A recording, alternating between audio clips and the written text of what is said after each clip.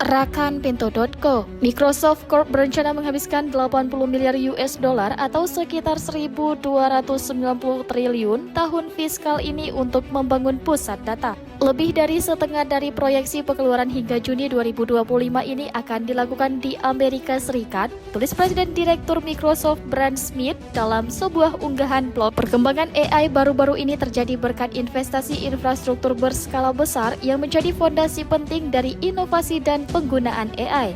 Penyedia infrastruktur cloud seperti Microsoft dan Amazon.com Inc. berlomba-lomba meningkatkan kapasitas komputasi dengan membangun pusat data baru. Smith juga memperingatkan pemerintahan Trump yang akan datang agar tidak membuat peraturan yang terlalu ketat terkait AI. Dia menyebutkan prioritas kebijakan publik Amerika Serikat yang paling penting adalah memastikan sektor swasta Amerika Serikat dapat terus maju dengan dukungan penuh.